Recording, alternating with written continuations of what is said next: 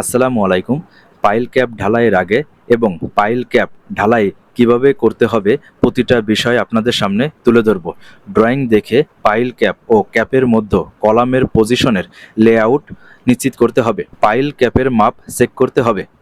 ক্যাপের দৈর্ঘ্য, প্রস্থ ও উচ্চতা মাপ চেক করতে হবে।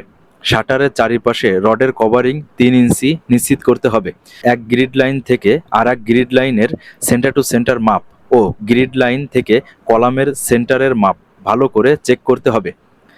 ড্রয়িং অনুযায়ী ক্যাপের মেইন রডের ডায়া কত মিলিমিটার, সেন্টার টু সেন্টার মাপ, বাইন্ডার রডের ডায়া কত ও সেন্টার টু সেন্টার মাপ এবং প্রতিটা পাইলে শাটার থেকে রডের কভারিং 3 ইঞ্চি করে ব্লক দিয়ে নিশ্চিত করতে হবে। ক্যাপের মধ্যে কলামের রডের ডায়া কত, কত পিস রড ও কলামের রিংয়ের সেন্টার টু সেন্টার মাপ সব কিছু ভালো করে চেক করতে হবে। ড্রয়িং অনুযায়ী পাইল ক্যাপের ঢালাইয়ের হাইট গ্রাউন্ড ফ্লোর থেকে কতটুক ডাউনে হবে ওয়াটার লেভেল দিয়ে কলামের গায়ে মার্ক করে নিতে হবে। কলামের রডগুলো ভার্টিকালে যাতে সোজা থাকে তার জন্য কলামের রডে সাপোর্ট দিতে হবে। শাটারের আউটের চারিপাশ ভালো করে সাপোর্ট দিতে হবে।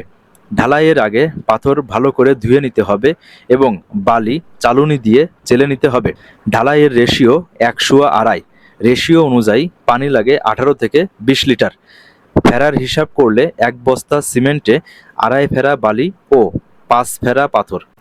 কংক্রিটের মিক্সিং ভালো করতে হলে প্রথমে 2 ফেরা পাথর, তারপর 1 ফেরা বালি, এরপর 1 বস্তা সিমেন্ট, তারপর বাকি বালি এবং পাথর দিতে হবে। ঢালাইয়ের মধ্যে কেমিক্যাল দেওয়া হয়েছে। প্রতি বস্তায় 250 ml কেমিক্যাল দেওয়া হয়েছে। মিক্সার মেশিনে সকল উপাদান দেওয়ার পরে মিক্সার মেশিন 2 থেকে 2.5 মিনিট ঘোরাতে হবে। তারপর কংক্রিট ঢালতে হবে। পাইল ক্যাপের হাইট 3 ফিট হওয়ায় 1 ফিট করে 3 লেয়ারে ঢালাই দিতে হবে। কংক্রিট ঢালার সময় বসে কংক্রিট ঢালতে হবে যাতে কংক্রিট সেগ্রিগেশন না হয়। প্রথম লেয়ারে সব জায়গায় কংক্রিট দেওয়া হলে ভালো করে ভাইব্রেটর করে দিতে হবে। ভাইব্রেটর ব্যবহার করার সময় খেয়াল রাখতে হবে একই স্থানে ভাইব্রেটর বেশি সময় ধরে রাখা যাবে না, তাহলে কংক্রিট সেগ্রিগেশন হতে পারে। এরপর দ্বিতীয় লেয়ারে কংক্রিট দিয়ে ভাইব্রেটর করে দিতে হবে। সর্বশেষ তৃতীয় লেয়ারে কংক্রিট দিয়ে ভালো করে ভাইব্রেটর করে দিতে হবে, বিশেষ করে কলামের মধ্যে। এরপর টপ সারফেস ভালো করে ফিনিশিং করে নিতে হবে যাতে পাইল ক্যাপের টপে কোথাও উঁচু নিচু না থাকে। পাইল ক্যাপের হাইটের লেভেল অনুযায়ী চেক করে সুন্দর করে ফিনিশিং দিতে হবে।